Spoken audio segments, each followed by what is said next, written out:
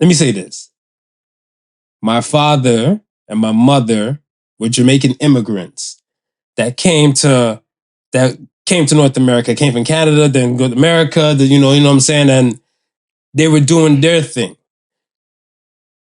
Over a period of time and stuff, the children and stuff has gotten educated better. My mom didn't graduate with a high school diploma. She had to get a GED, my father and stuff like that. You know what I'm saying? Right. So now the kids become educated. And the generation after them becomes a little more educated and everything and stuff. And I want to say, it used to be a world where you let the kids go outside and play. They fuck up, they understand, they learned the lesson, they kept it pushing.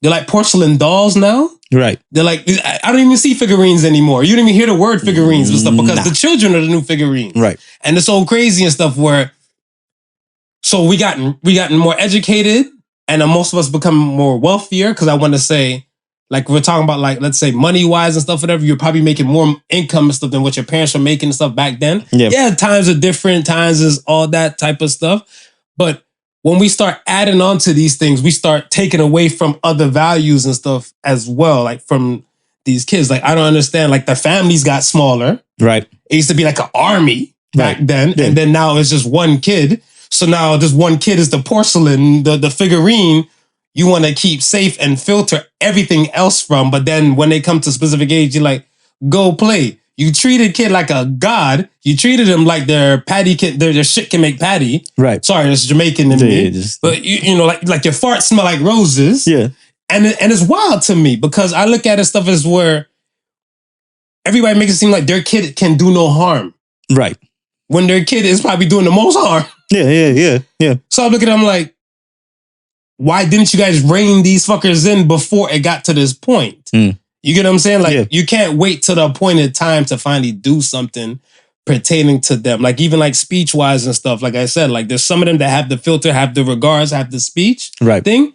That you can tell that shit was implemented early. Right. When you hear other kids, you can tell that shit was never implemented. Or probably implemented, try to late. You get what I'm saying? So I look at this stuff as where in the full bring, yo, the parents are to blame why Gen Z are not the way they are. I blame the parents of Gen Z. So either if you could be a millennial, you could have been a Generation X who had a kid late. If you didn't do your due diligence, that's what it is. Right. That's my Jerry Springer thought. How late do you think they might have tried to kick in, or what? How late would you consider too late? 7. 7? Yeah. 7. Age 7 and stuff is like a little too late. And would you say even in this day and age, would you still say 7, or would you give it an even lower age? No, being that kids are learning even quicker at a younger, even if they're learning kind of quicker and stuff. Age. Like I look at, and I'm not the perfect parent. I'll never stunt like I'm the perfect parent. Right. But I look at it stuff as where, yo, there's certain cues and stuff you have to be like aware to as a parent.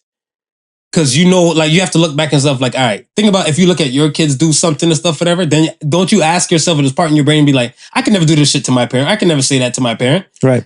And then now you're looking at stuff like, well, times have changed.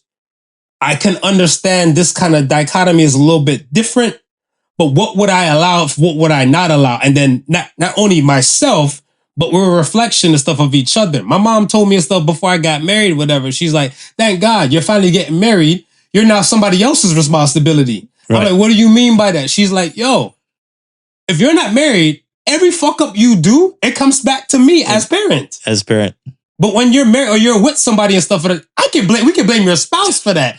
You were one way with me, but okay, the kid is not married. The parent has to take the blame. And it's only for so long and stuff too, because like I said, I don't feel sorry for 23, 24-year-olds that still want to blame their parents for shit. Right. No, you were grown from 18 in North America.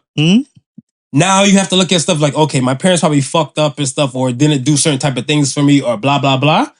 I give you a 4-year recovery for that. Right. So like from 18 to 22, yo, we can hold the parents' weight and stuff on that, whatever. But when you switch over, nah, doc, that's all on you. It's all on you. That's all on you. And it's part of the grooming shit because I look at it stuff where as a man out here dating and doing things and stuff like that, right? I'm talking to people.